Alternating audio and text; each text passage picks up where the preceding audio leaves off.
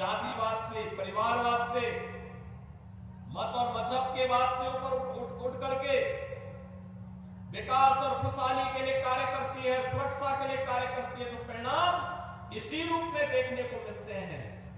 और इसी का परिणाम है पिछले 9.5 वर्ष में प्रधानमंत्री मोदी जी के नेतृत्व में हम सबको एक नया भारत आज दिखाई देता है। एक नया भारत जिसमें सभी प्रकार की सुविधाएं भारत के नागरिक के लिए उसको सुरक्षा भी मिलेगी, उसकी समृद्धि के लिए कार्य भी होगा।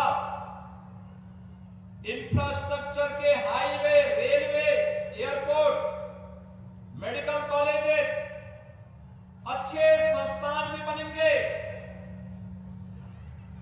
गांव को बेहतर कनेक्टिविटी भी मिलेगी और हर गरीब को बिना भेदभाव के शासन की योजनाओं का लाभ मिल करके उसके जीवन में परिवर्तन लाने का काम भी करेंगे।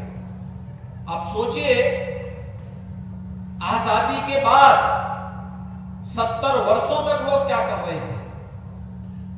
मोदी जी ने मात्र 9 वर्ष में 4 करोड़ गरीबों को मकान दे दिए और उत्तर प्रदेश में 6 वर्ष में 55 लाख गरीबों को एक आवास मिल गया। अब सोचिए, जिस गरीब के वहां मकान न हो, बरसात के समय उसका परिवार कैसे रहता रहा होगा।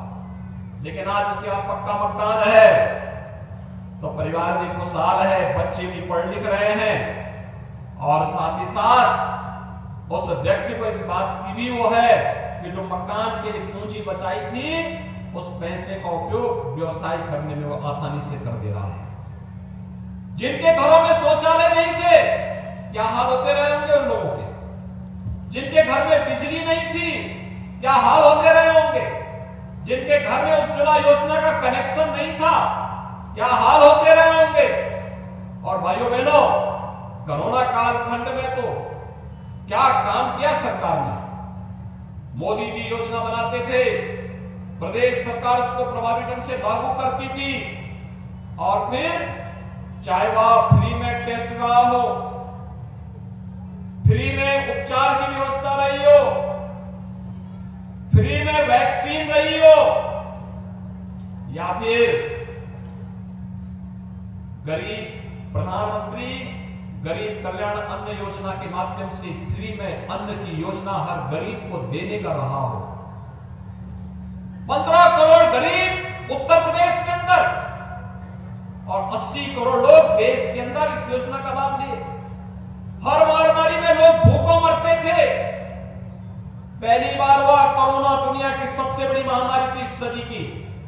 और भाइयों बहनों, भूख से कोई मौत नहीं हुई, उपचार के अभाव में कोई मौत नहीं हुई। वो ठीक है, पहले से बीमारी ज्यादा रही होगी, कोरोना की चपेट में आया होगा, गंभीर रूप से व्यक्ति बीमारी की चपेट में रहा होगा, लेकिन भूख और बीमारी के कारण कोई मौत नहीं होगी। इस बात की गारंटी ये डबल इंजन की सरकार देने के लिए आपके पास आई थी और इसीलिए आई है। विरासत का सम्मान कैसे होना चाहिए। आज मैं इससे पहले बिनारी मुरादाबाद में चौधरी चरण सिंह जी की 51 फीट मूर्ति का अनावरण करके आया हूं। 51 फीट ऊंची। और भाइयों बहनों, हम लोग यहां पे विदुर कुटी के पुनरुद्धार का काम भी कर रहे हैं।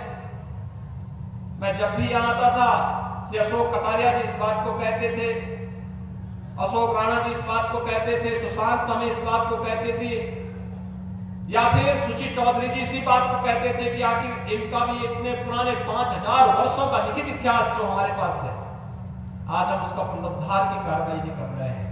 और यहाँ के मेडिकल कॉलेज का नामकरण भी हम लोगों ने महात्मा विदुर के नाम पर ही किया है। वन डिस्ट्रिक्ट वन प्रोडक्ट में यहाँ के उद्यमियों को एक नई गति मिली है, एक नया स्थान मिला है, आगे बढ़ने के लिए एक नई प्रेरणा मिली है। तमाम योजनाओं से, प्रधानमंत्री मुद्रा योजना हो, प्रधानमंत्री रोजगार सृजन योजना हो, मुख्यमंत्री युवा रोजगार सृजन की योजना हो, इन सभी योजनाओं के साथ जुड़ने का अवसर प्राप्त हुआ है।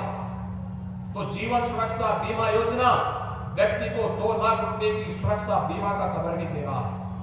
एक गरीब बीमार हो जाता था, पूरा परिवार गरीबी की रेखा में असहाय सा हो जाता था।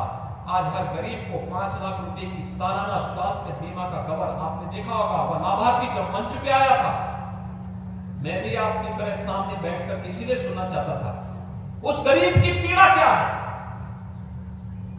वह गरीब जिसके घर में कोई बीमार होता था, पैसा नहीं होता था, कहां जाएगा? और इसलिए सरकार ने कहा नहीं, हम उसके साथ खड़े हैं। और आपने देखा होगा पथरी का ऑपरेशन कार्ड लेके गया, फ्री में हो गया।